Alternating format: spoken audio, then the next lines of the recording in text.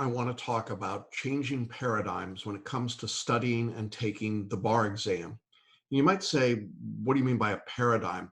Well, a paradigm is essentially a framework that you use to think about the test, to think about how you study for the test, to think about how you approach the exam. We use paradigms in almost everything that we do in the world, and we certainly have paradigms about test taking. For example, if your paradigm about the bar exam is that it's a test that measures how much law you can memorize, then you would study appropriately. You would do flashcards and mnemonics. You'd spend a lot of time trying to cram information into your brain. Conversely, if your paradigm was that the bar exam is testing your ability to reason and think like a lawyer, you would study differently. Now, what I want to think about today is a changing set of paradigms when it comes to this idea of preparation for the exam and thinking about how the brain decodes information. And I want to share with you some thoughts about that in this particular discussion. Later, we will dig deeper into this whole idea of pattern recognition, because that's a whole additional topic that really gets into some of the techniques specifically.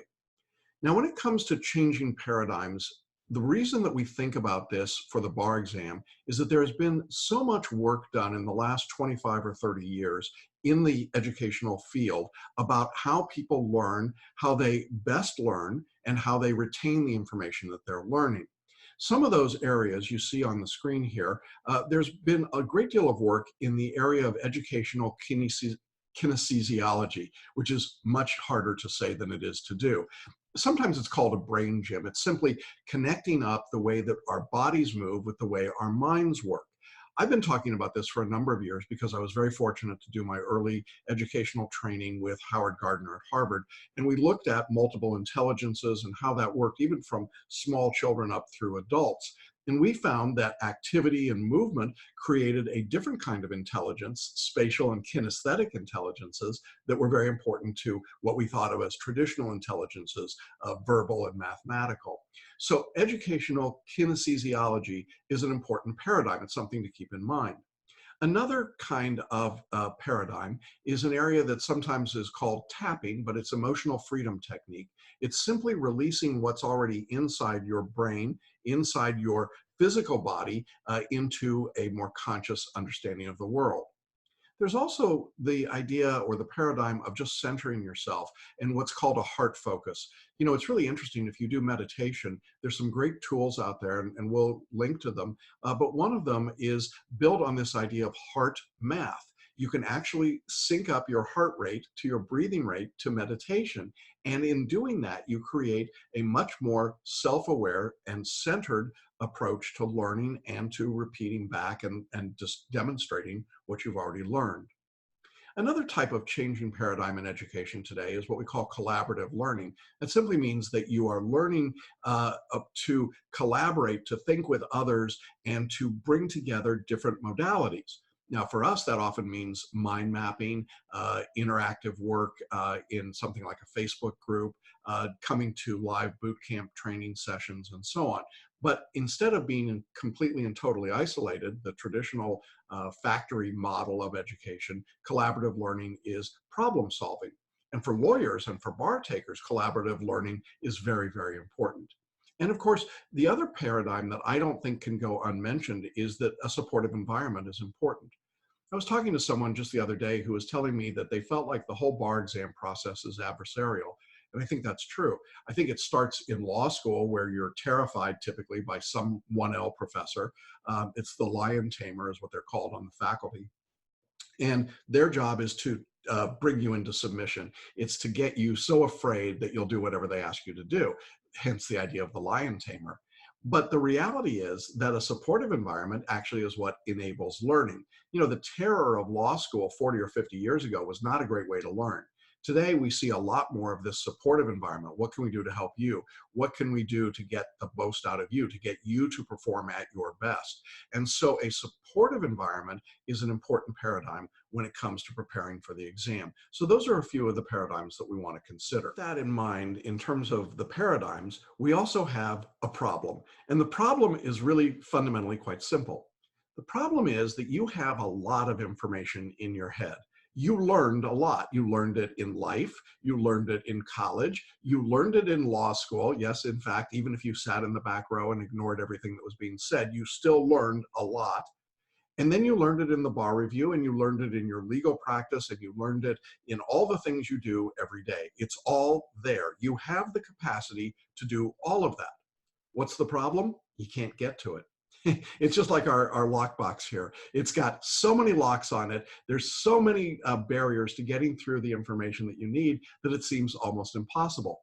Now, I'm of an era where I remember a TV show called Get Smart, and it was a funny show back in, I want to say maybe the 60s.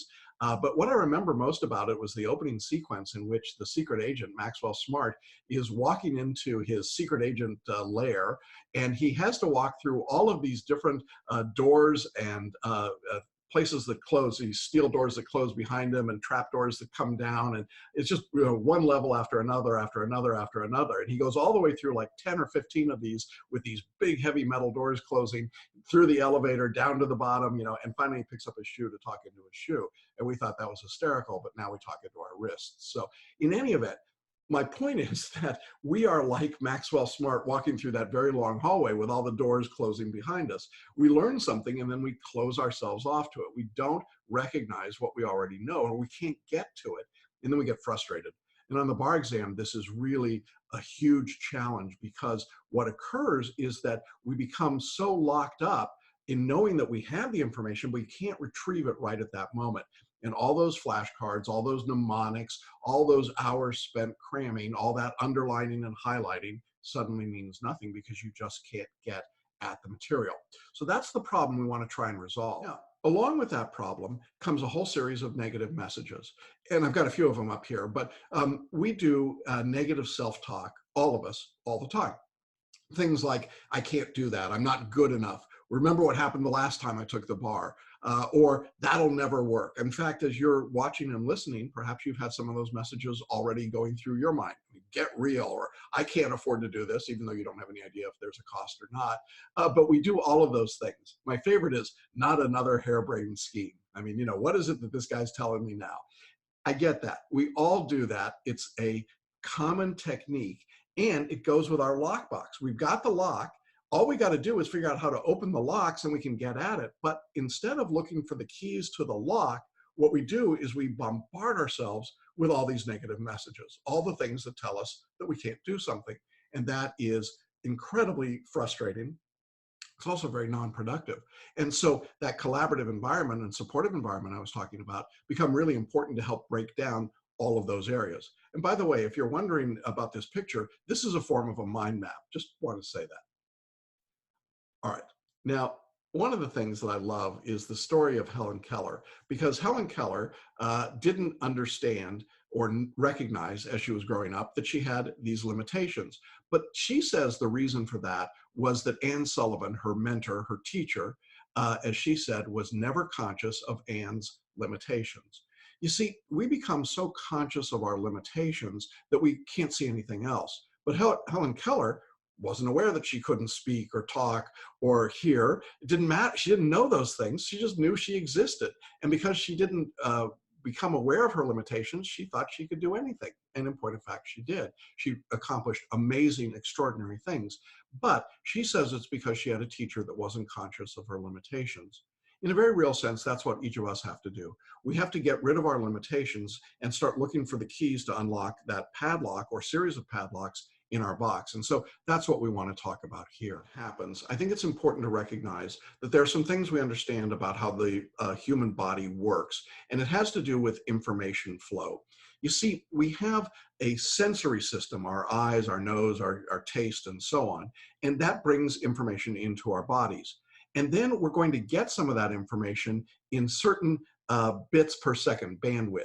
So for example, our eyes can bring in 10 million bits per second of information. That's a lot. Our ears bring in 100,000 bits of information per second. Our skin takes in 1 million bits of information per second. A lot going on there. Our taste buds, only 1,000. We have very slow moving taste buds apparently. And our sense of smell, 100,000. All right, that's the bandwidth that's coming into us. But here's the interesting part. What do we perceive? What are we conscious of? Well, it's just a tiny fraction. Our eyes take in 10 million bits of information per second, but we're only conscious of 40 bits per second, 40. Now that's a huge, huge drop off. Why is that? Well, we'd go crazy if we tried to process all 10 billion bits of information per second and consciously be aware of them. So our brain does us a favor. It filters out the things we don't need, and it only makes us conscious of 40 bits per second. The same is true with our hearing. We only are conscious of 30 bits per second. Our skin, 5 bits per second. I'm cold, I'm hot, there's a bee on my, on my wrist, whatever it might be. Our sense of taste, 1 bit per second. We can only take one taste at a time. And our sense of smell, 1 bit per second. So what happens is the information flow is great in the universe, and then our body takes that and it filters it down. Now that's important for us to recognize, because if we're going to unlock those padlocks in our problem, we've got to understand how to get from some of that bigger bandwidth beyond our conscious bandwidth limit. In other words, we're not going to try and expand your conscious bandwidth, but we do know that there's more out there to work with. I think of it as being a little bit like this iceberg. You know, above the waterline, we can see the tip of it, and it's imposing. There's a lot there. What we don't see is everything that's under the waterline. And as you notice here, it's huge. It's many more times greater than what we're able to perceive.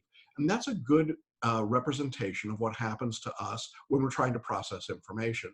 We see the information in front of us. Oh, here's a subject I have to study. But there's way more information that we already understand and have in our non-conscious brains that's below the surface. It's invisible to us.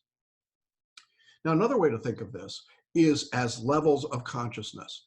You see, most of us function at the conscious level, but we also, all of us, have a non-conscious level. Now, what that means, if we go to the top at the conscious level, is that we have something called focal awareness, or it's sometimes called reflective consciousness, or primary consciousness. And what we mean by those terms is simply that we see things, we hear things, we respond to things, we are aware of what's going on around us. I'm now reading a multi-state question in contract law. I am consciously aware of that problem. I'm aware that I'm working on it. My primary consciousness is on the words on the page and what's going on around me.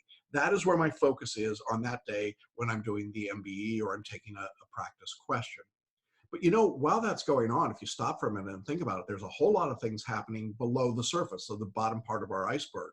And we call this peripheral awareness. I have some general sense. How warm is the room? What's the person next to me doing? How's my time management going? Is my pencil sharp enough? Am I, bubbling the right marks on the sheet? And this is our peripheral awareness. And it starts to be the boundary between conscious and non-conscious work. Now, in our non-conscious brain, we have a range from low to high. Material that's available to our consciousness comes up nearer the top. It's high non-conscious. And then there's material that's so low we can't get at it at all. So some examples of high non-conscious would be some stimuli that we don't consciously perceive, but they're available to us. We know that there's something going on. What does that sound? Oh, there's something outside. If I stop and think about it, I'm aware of it. I've just been hearing it. This also includes, and more important for our purposes, is that there are easily retrieved memories. Now that's important, and if you're writing or taking notes, easily retrieved memories are important because they begin to open the door to pattern recognition. If it is an easily retrieved memory, oh, that reminds me of, I'm doing this contracts question, and it reminds me of the mailbox rule, this fact pattern that I'm looking at. Gee, I wonder what I did with that before. It was not my first level of awareness, but I now have, if I stop and reflect for a moment, I have some sense of what's going on. The other way to think about this is not only the easily retrieved memories, I mean, it says something like mailbox rule, but there's also the memories that are retrievable with cueing. Now, what we mean by cueing is I see a word or phrase or a pattern, and that cues me up.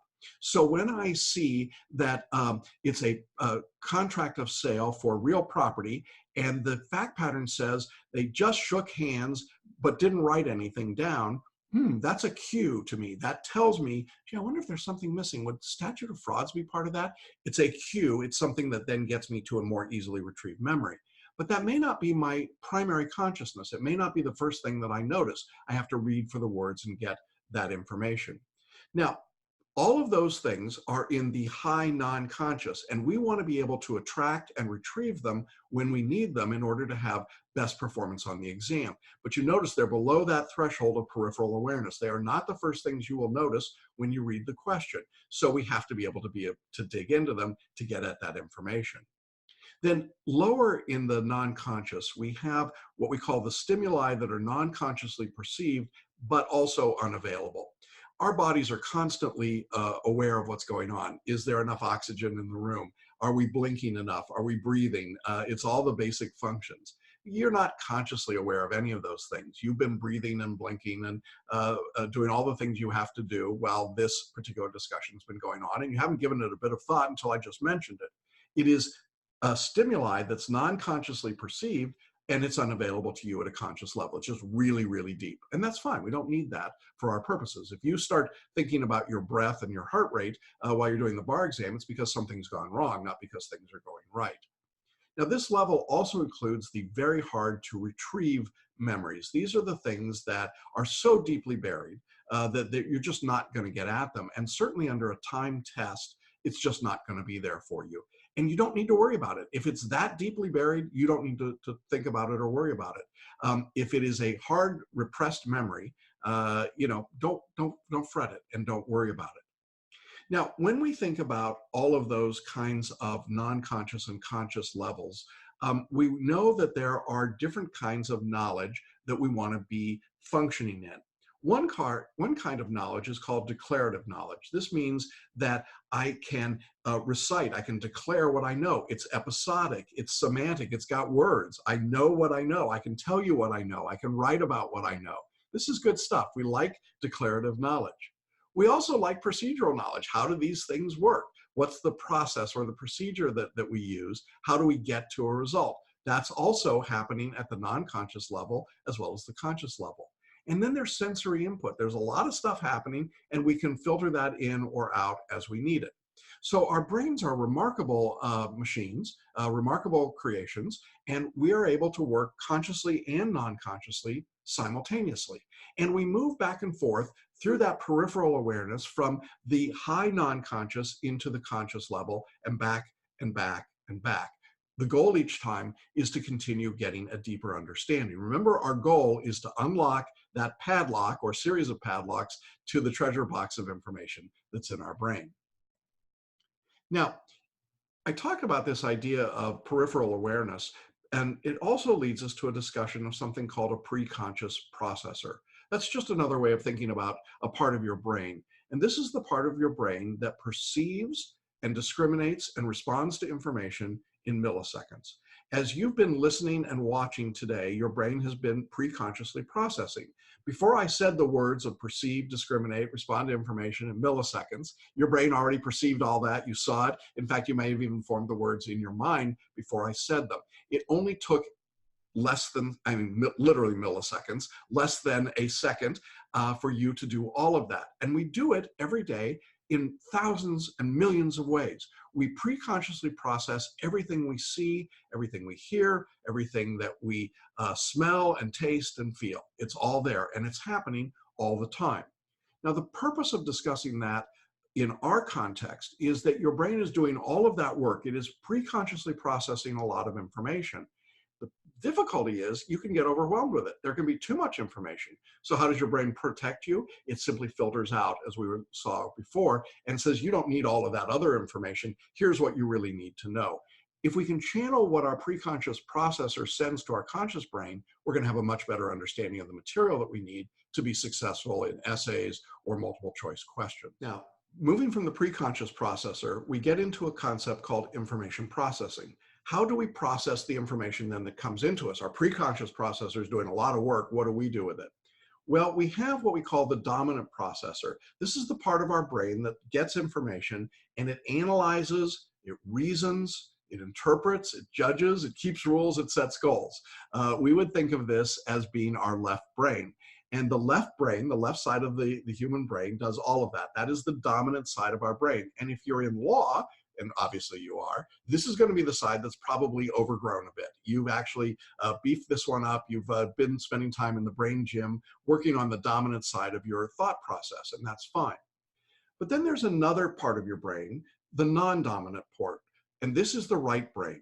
This is the part that senses what's going on holistically. It looks at the bigger picture and it sees the whole problem. It creates, it intuits, it comprehends, it makes new rules. Ooh, that's really important. And it explores options. Now, I want to just stop for a minute and ask you, as you think about the bar exam, how do you use those two parts of your brain? I mean, the dominant part of your brain would say, here's a problem in front of me. I'm going to analyze it. I'm going to reason my way to a result. I'm going to interpret the words in the question. I'm going to make a judgment about who wins. I'm going to keep all the rules that I memorized right in front of me, and I'm going to set a goal. I got to get this question right. Be honest, you've all done it. We all do it. That's how most of us think we should answer questions, right? Using the dominant side of our brain. So we shut down the right-hand side of our brain and we say, dominant left brain, you go take care of this problem. That's a big mistake, because the other side of our brain, that non-dominant right-hand side of our brain, is very, very important to answer questions correctly. And here's what we just have discovered over the past 25 years in thinking about how people take tests, particularly multiple choice tests. When you use the non-dominant brain as well, you see great improvement in scores. Why? Well, the non-dominant part of your brain looks at the whole picture, the whole question in front of you, and says, what result would make sense to me? Who should win this? What is this question about? It's a holistic approach first. It doesn't try to get into the weeds. It takes a 30,000-foot view. This is also the part of your brain that creates and thinks about the problem more creatively. This is particularly important when we get to essays and performance tests. How can I create an answer that makes sense? What is my structure? Now, in order to get at that creation part, I have to know some things to be sure, but I have to have the creative part of my brain working. I love this third item about intuition.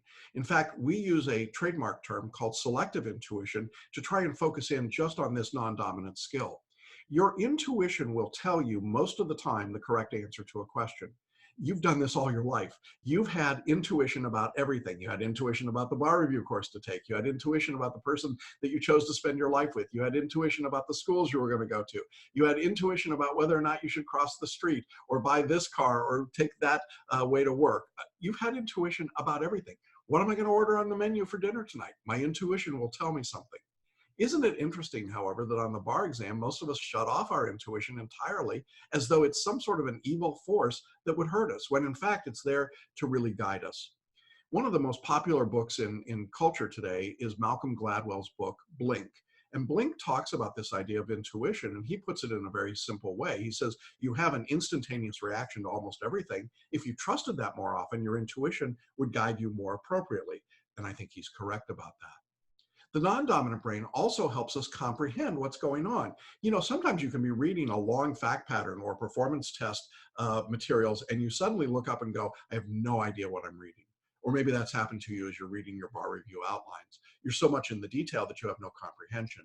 It's the non-dominant part of the brain that comprehends. It puts material together and says, here are the connections. That's why we use mind maps. It helps us comprehend how these rules work together. And as you saw, it makes new rules. As we create mind maps, our non-dominant brain says, oh, I bet this goes with this. This idea connects up to this idea. And we start creating these connections. We make new rules instead of being limited to the old rules that we had memorized. And importantly, it explores options. What could I do with that? What are the options here? What makes sense intuitively? And we explore those options. So you can see how the non-dominant brain working together with the dominant brain give you a whole approach to answering questions that most of you aren't getting because you're using just the dominant brain. Now, if you're curious about knowing more about that, we use a tool called photo reading, and we explain in great detail how photo reading fits into that dominant, non-dominant paradigm. But I just want to give you the sense right now, because even if you're not a photo reader, you can use your non-dominant brain. Now, to put this into another way of thinking about it, there are expanded brain states that we know from being able to measure brain waves. And we know that there is a channel of brain wave activity that's called the creativity channel. That's 5 to 7 hertz. And then a little higher is 8 to 12 hertz, the learning channel. This is where you should be when you're studying for the bar exam. 12 to 15 hertz is a relaxation channel. This is what you do after you're studying for the bar exam when you just need to chill. And then Finally, there's 16 to 30 hertz. This is the action channel. And this is where a lot of bar takers end up going on the exam itself, but you can see it's where you're stressed, you're making critical judgments, you're using reason. There's some value, obviously, in all of that, but you don't want to spend the entire bar exam up in the action channel. You want a little bit of the relaxation channel as well, because you'll notice that the relaxation channel lets you be in an accelerative learning state. You're physically relaxed, but mentally alert.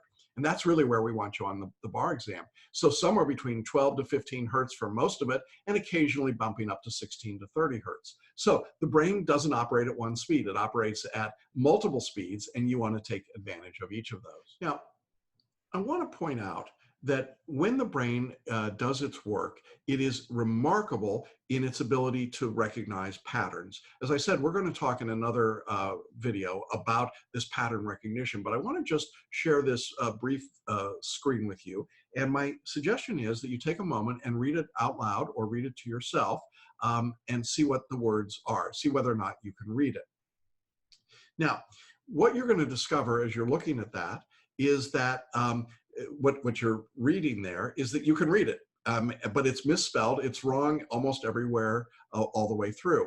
And the key is what we discovered, and what they discovered in research at Cambridge University, was that it didn't matter what order the letters of a word were that you were reading. The only important thing was the first and last letter had to be in the right place. And if you go back and analyze this, you'll see that in every word, the first and last letter are in the right place. The rest of it is a complete mess. It's just a jumble. But why is that work? Why is it that I can look at those words that are completely misspelled and I understand them completely accurately? The reason is that the human mind doesn't read letter by letter, even though that's the way most of us have been taught to read. That's not how it works. What it does is it sees the word as a whole. It does something called pattern recognition. And then using the paradigms that we've been talking about, the brain brings that information together and says, well, it's a misspelled word, but I know what that word means. So for those of you who have been worried about your typing on the bar exam, just get the first letter and the last letter correct, and it doesn't matter what goes in between, and you'll be fine. That's our takeaway. But what I really want you to get out of this is that there is amazing power in recognition, because the brain can see and do much more than we give it credit for. And so some of you have been thinking, oh my gosh, I've got to get it perfect. I've got to have it right. You don't need to do that. Your brain is already doing way more for you as you're going through material. Now, here's another way of experiencing the same thing. I want you to take a moment, if you're watching this, and read this particular screen and see if you can read it.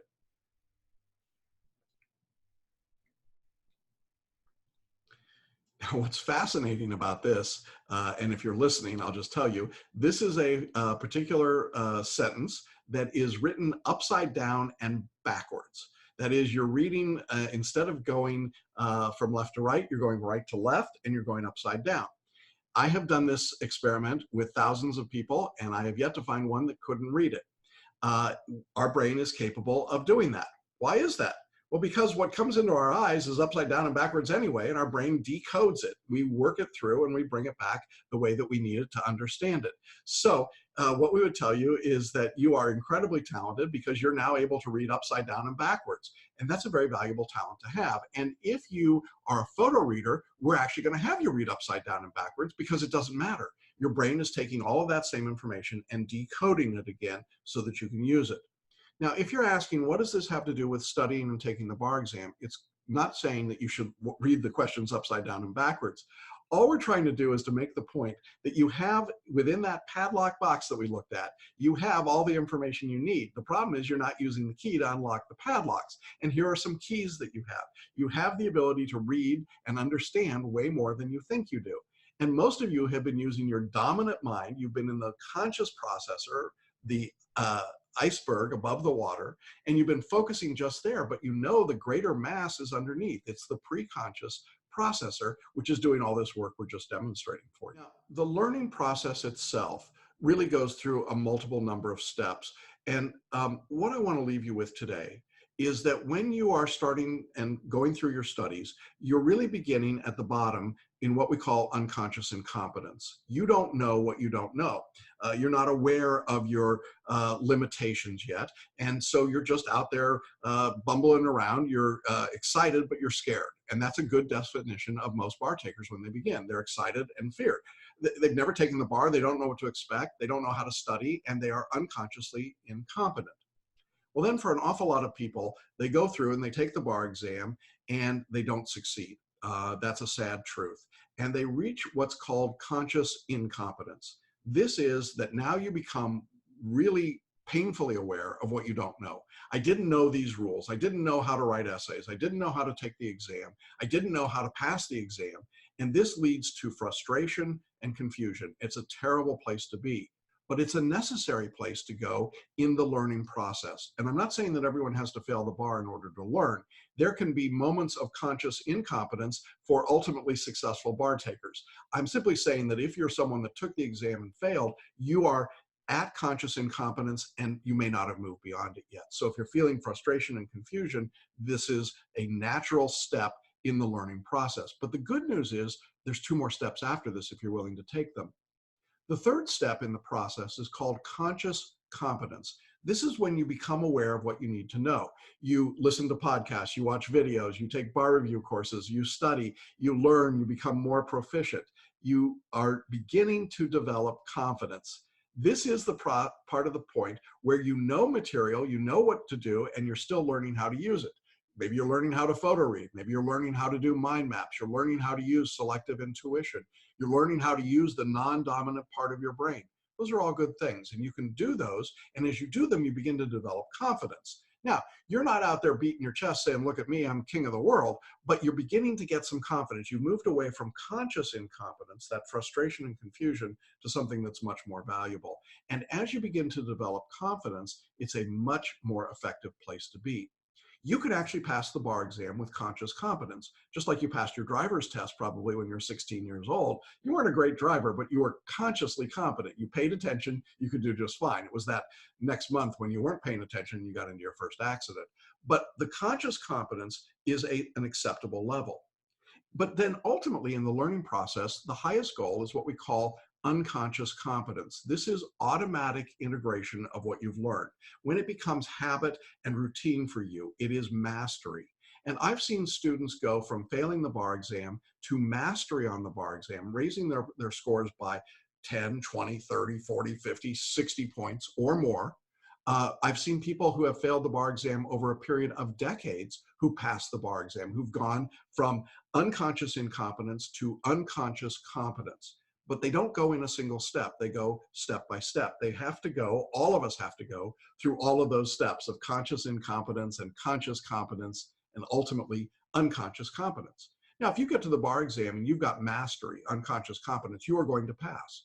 You may not get there. Not everyone will get there in every respect. But if you are at that level, that's great news.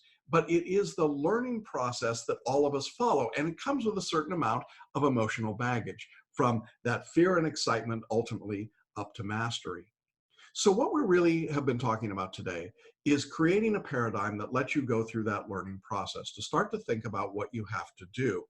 What I wanted to do with this information today was to just get you to start thinking about these ideas, particularly of the dominant and non-dominant mind, the conscious and preconscious processor. As you start to work with those ideas, I think what begins to happen is you start asking questions. Am I studying the right way for the exam? Am I doing the things that would make me successful on the bar exam? Maybe my paradigm has been incorrect. And if that's the case, that can be something of great concern for you. And so I just want to remind you that this is something that you can certainly do and work on to help yourself get ready and to be prepared for the bar exam.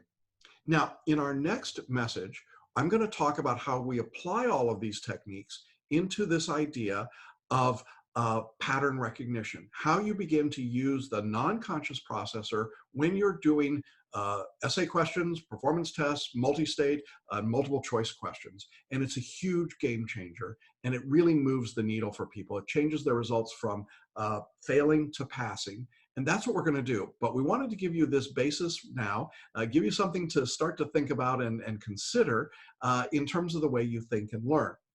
If you want to know more about these particular skills, I invite you to contact us. We use techniques like photo reading and mind mapping. We use the paradigms that I just talked about, heart math and tapping and some of these other techniques, because they enhance our non-dominant process and bring it back into sync with our dominant brain process. And they're very, very effective. And I encourage you to check those out. All right, well, we'll be back in our next video and episode to talk about how we use the process of pattern recognition in order to be successful on the bar exam.